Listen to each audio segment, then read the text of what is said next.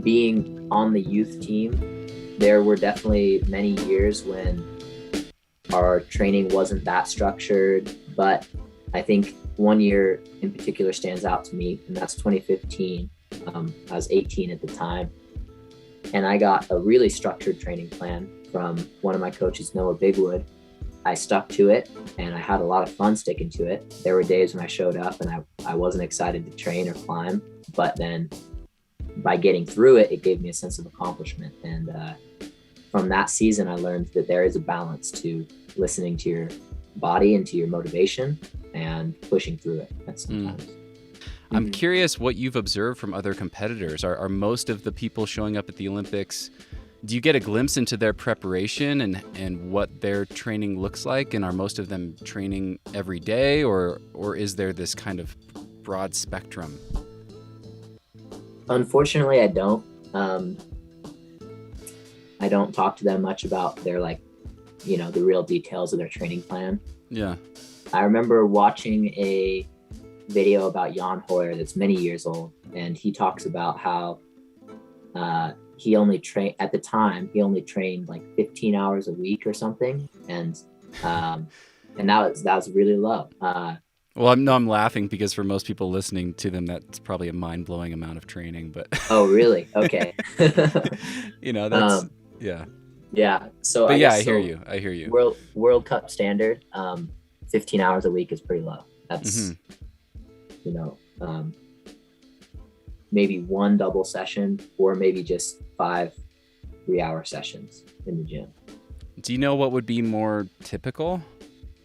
So when I was at my peak of training in the preseason, I was doing, I think I had 1 week where I hit 24 hours, and that was quite a bit for me. And, but most weeks would range between 18 and 22. So, and like, I'd say half of that, or maybe even more than half of that, was off the wall training. So either cardio circuits or weightlifting, etc.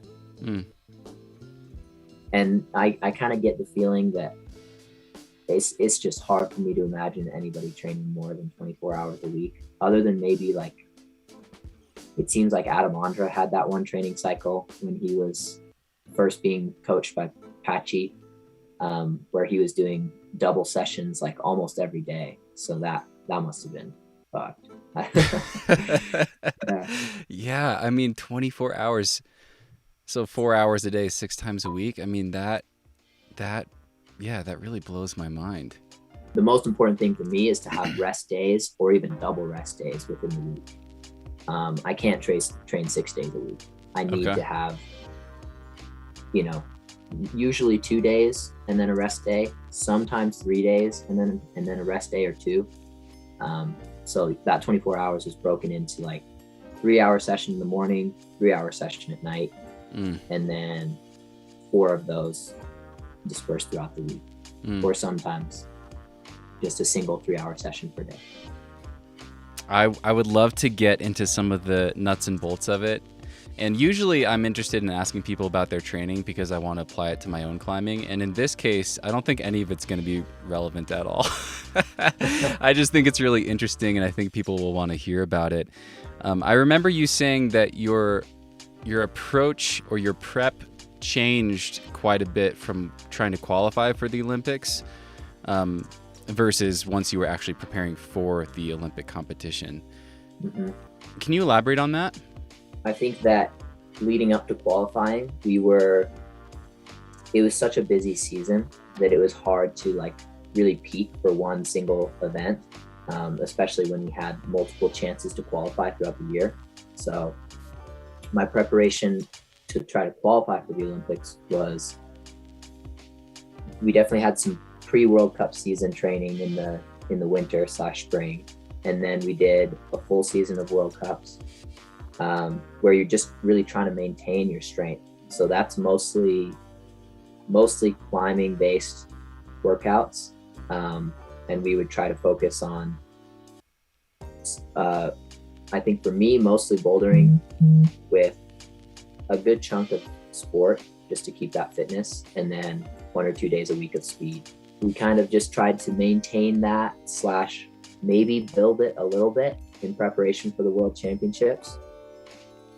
After that, take a little rest and then get back into the climbing training for Toulouse, which was a couple months later. And the big difference between that and my training for the Olympics was we had so much more time, and we knew exactly when the date was, or we thought we knew.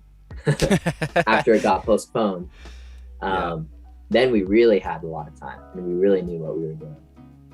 My training for that started, I think, December, with like weightlifting and cardio and climbing almost as a secondary focus. And we did that for a couple months, and I felt huge gains from that base building block, which I hadn't really done a legitimate base building, weightlifting included, training cycle.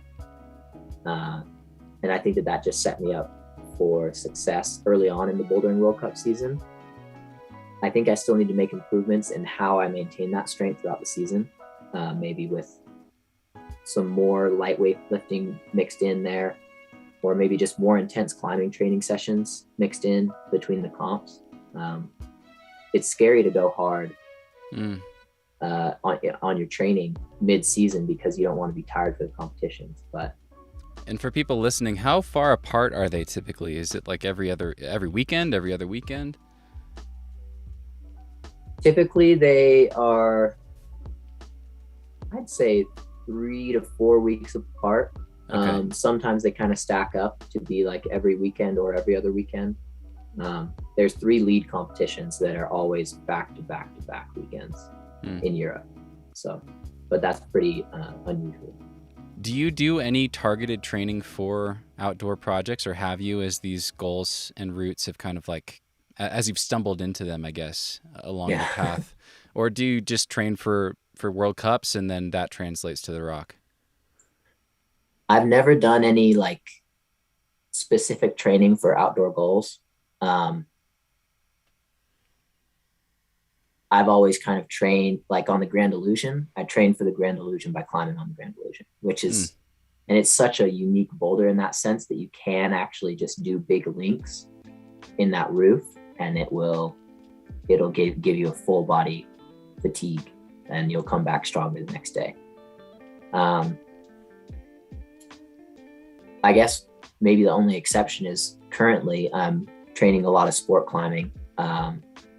And I think the end goal is to do well in the lead World Cup season, but that's still months and months and months away. So the goal right now is to build enough fitness to have a really good trip to Red River Gorge, and then just kind of pursue some outdoor sport climbing goals, see if I can better that to then translate into competition performance.